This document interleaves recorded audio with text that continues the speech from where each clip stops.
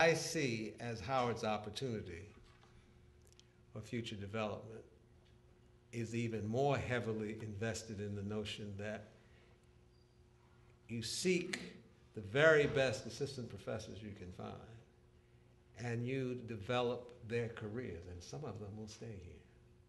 Some will go elsewhere, and that's fine. But if we develop a reputation for being a place where a person will be given opportunities to develop their career, and the people who are here and unhappy, and they've been buked and they've been scorned, and they want to cut this assistant professor down to size, that the department chairs will understand what's going on and run interference, because that is simply what goes on. And because we cannot mobilize overnight, even if we could, and I'm not even sure we can, mobilize the resources to recruit substantially at the top. And quite frankly, I think that's a mistaken strategy as your total strategy. It's Harvard's total strategy. That's how they recruit faculty. When they recruit junior faculty, they do not expect to keep them. I was on the visiting committee for Harvard's history department for 10 years. And this was the poisonous atmosphere that every young person in that department knew that they needed to get their book finished as soon as possible and get on the market. Because the institution's practice is to bring in top people, and that's usually after they've done most of their work. 90% of their work has been finished. They're very eminent in their fields. Everybody knows their work. But they have really had their careers. My notion is get assistant professors, encourage them. If you have a university press, you can give them a platform. That's what that university press was created for.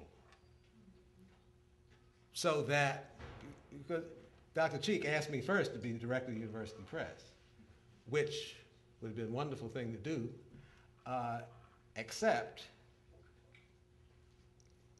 that the university wasn't clear about what a university press is, and that you can't make any money for about 10 years.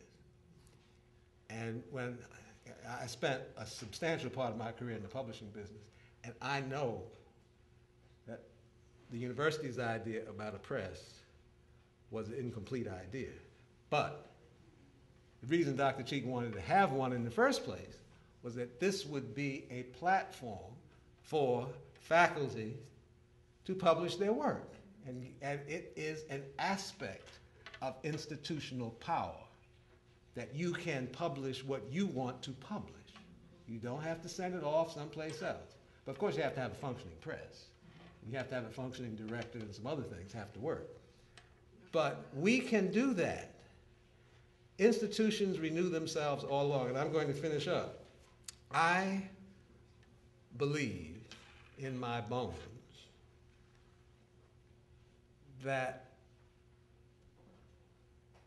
the university will be able to turn this corner, but we will not turn it, I believe,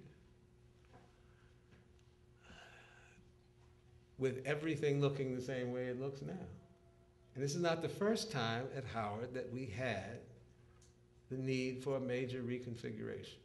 When Mordecai Johnson first came here, we had many more schools than we had after his reorganization. He went from something like 13 down to 8. What was the idea behind the 8? It wasn't an arbitrary number. It was the night law school that we had to be transformed, because we were never going to get out of the segregation trap without the Howard Law School being a first-rate law school. So he got Charles H. Houston to come here, and it was Houston's mission to turn that law school into the West Point of the civil rights movement. Now, to this day, there are people in that law school that hate his soul because they say he is an elitist. And of course, I've been called such things too. Now, there's a difference between an elitist and a snob. the situation in the law school was very clear. The segregationist states were hiring the best lawyers in the United States, not their local lawyers. In the Brown versus Board of Education case, they hired John W. Davis of New York, the leading constitutional lawyer of his day. So again, the theory worked. Who was facing him? Thurgood Marshall, a graduate of the Howard Law School. So that there was a point in changing it. There was a point in focusing the medical school because it was unaccredited at that time. It was going to need to get accredited. So the School of Public Health had to go. Not that we didn't need a School of Public Health. Not that public health is unimportant. But the focus had to be on the medical school. They abolished the School of, it was College of Education it was called at that time. They abolished the College of Education, not because education was unimportant, but education and liberal arts were duplicating each other. So education became the largest department in liberal arts. And its great dean came from that department, Charles H. Thompson. Well,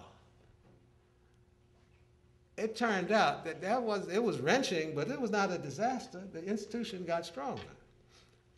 Now, the president had to suffer the fate of the martyrs when that was done. But perhaps the most important thing I said in those few remarks was the predicate of the 1970s was not sustained because the country quieted down. There was no longer a racial crisis. And so talk about 20,000 students and university the first rank and all of that died down. And we now have to adapt to a new reality. And that means we must raise much more of our budget. And we must be a lot more agile in the use of our resources. And I am very heartened by the fact that we're having the kinds of meetings and discussions we're having, and I hope this is only the beginning. But I thank you very much for all that you're doing to get Howard back on the right road. Thank you.